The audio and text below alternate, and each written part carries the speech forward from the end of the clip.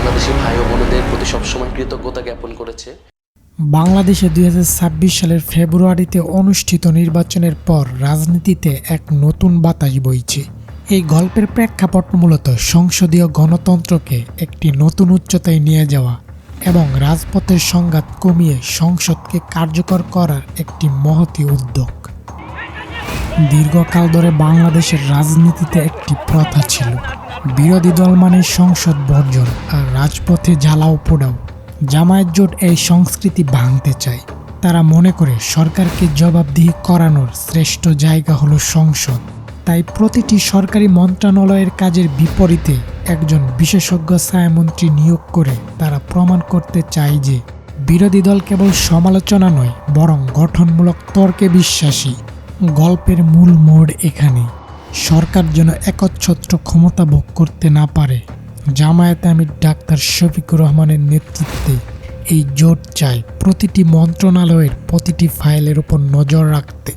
ধরুন অর্থমন্ত্রী কোনো বাজেট পেশ করলেন, সাথে সাথে ছায়া অর্থমন্ত্রী সেই বাজেটের ফাঁকফোকর বের করে বিকল্প একটি জনবান্ধব বাজেট জনগণের সামনে তুলে ধরবেন।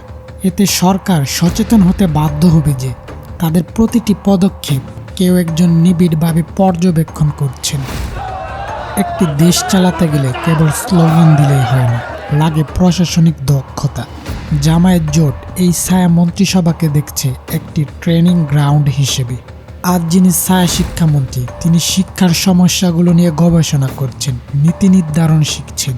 এর ফলে যদি কোনো কারণে বর্তমান সরকার ক্ষমতা হারায় বা পরবর্তী নির্বাচনে এই জোট জয়ী হয়, তবে তারা প্রথম দিন থেকেই অভিজ্ঞ মন্ত্রীদের নিয়ে দেশ পরিচালনা করতে পারবে। একেই বলা হচ্ছে গভর্নমেন্ট ইন ওয়েটিং। সাধারণ মানুষের কাছে রাজনীতি মানে অনেক সময় কেবল ক্ষমতা দখলের লড়াই। জামায়াত জোট এই ধারণা বদলাতে চায়। তারা চায় সাধারণ মানুষকে বোঝাতে যে সরকার যদি এই পথে হাঁটে তবে দেশের এই ক্ষতি হবে, আর আমাদের দেখানো বিকল্প পথে হাঁটলে এই লাভ হবে। এই বিকল্প নীতি পেশ করার মাধ্যমে তারা জনগণের আস্থা অর্জন করতে চায়।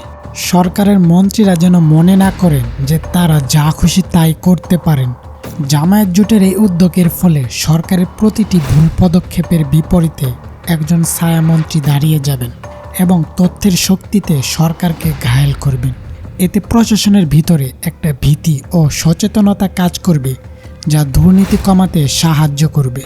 এই ছায়া মন্ত্রিসভার গল্পটি আসলে ক্ষমতা দখলের নয়, বরং একটি ভারসাম্যপূর্ণ রাষ্ট্র গঠনের গল্প, যেখানে সরকার কাজ করবে আর বিরোধী দল সেই কাজের মান নিশ্চিত করবে। ঠিক যেমন একটি সুস্থ প্রতিযোগিতামূলক বাজারে গ্রাহক সেরা সেবা পায়। জামায়াত জোটের এই উদ্যোগকে ক্ষমতাসীন দল বিএনপি স্বাগত জানিয়েছে, যা বাংলাদেশের সংসদীয় রাজনীতিতে একটি ইতিবাচক পরিবর্তনের ইঙ্গিত হিসেবে দেখা হচ্ছে।